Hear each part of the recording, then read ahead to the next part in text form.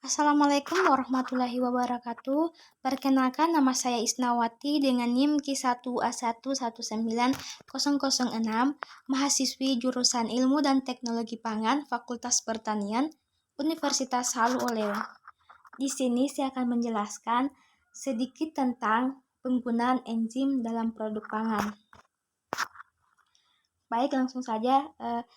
Enzim adalah molekul berpolimer yang tersusun dari serangkaian asam amino dalam komposisi dan susunan rantai yang tersusun, teratur, dan tetap. Enzim memegang peranan penting dalam berbagai protein. Enzim diproduksi dan digunakan oleh sel hidup untuk mengkatalisis reaksi, antara lain konversi energi dan metabolisme pertahanan sel. Papain merupakan enzim protease yang terkandung dalam getah pepaya, baik dalam buah, batang, dan daunnya, sebagai enzim yang berkemampuan memecahkan molekul protein. Produksi crude papain diawali oleh penyadahan getah buah pepaya yang berumur 2,5-3 bulan. Buah ini disadap dengan cara menorehkan alat sadap atau pisau pada kulit buah, mulai dari pangkal menuju ujung buah.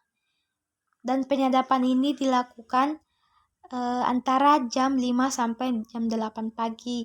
Getah pepaya selanjutnya dicampur dengan larutan 0,1% NaHSO3 banding NaCl, dan perbandingannya itu 1:1. Campuran larutan getah pepaya ini diaduk sampai rata, kemudian ditambahkan 100 ml buffer fosfat dengan pH 7. Campuran tersebut dibiarkan selama 1 jam pada suhu 40 derajat Celcius. Kemudian disentrifugasi pada 1500 rpm selama 20 menit dan dipisahkan antara supernatan dan endapannya. Dan bagian yang diambil adalah bagian supernatan, lalu disimpan pada suhu 4 derajat Celcius. Kemudian dia buat larutan enzim sesuai konsentan, yaitu 320 ppm, 520 ppm, dan 720 ppm. Diinokulasi ke dalam 225 ml, 75 ml, dan 150 ml pantotenate prot steril secara berurutan. Diinkubasi sambil disaker pada suhu 30 derajat Celcius selama 6 jam untuk bakteri Streptococcus thermophilus. Kemudian untuk bakteri Lactobacillus lactis yaitu selama 4 jam. Dan untuk bakteri Leuconostomesenteroides selama 8 jam. Kemudian bakteri-bakteri starter tersebut dicampurkan menjadi satu. Keju merupakan salah satu hasil olahan susu yang telah dikenal di masyarakat. Kebutuhan keju sampai sekarang didapat dari impor yang harganya relatif mahal. Jumlah pemakaian keju oleh masyarakat cukup besar, yang ditandai dengan terus meningkatnya impor keju. Pada proses pembuatan keju digunakan enzim rennet yang digunakan sebagai koagulan. Enzim rennet adalah enzim protease yang diperoleh dari lambung anak sapi yang berumur 3-4 minggu.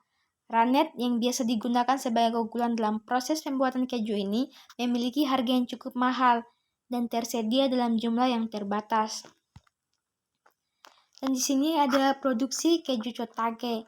Awal pembentukan dadi terjadi pada saat pH campuran mencapai 5-6. Pada pH ini mulai terbentuk gel pada bagian bawah bertekstur lunak dan berwarna putih. Pada akhir pembentukan dadi yaitu saat kasein mencapai titik isolistriknya yaitu pada pH 4,6. Dadi menjadi memiliki tekstur berongga dan agak keras berwarna putih, gading, dan memiliki rasa dan aroma yang asam. Sedangkan whey berwarna kuning kehijauan. Penurunan pH campuran terjadi karena adanya pengubahan gula atau laktosa menjadi asam laktat selama proses fermentasi berlangsung. Enzim ini dapat mengkoagulasi misel kasein dalam susu.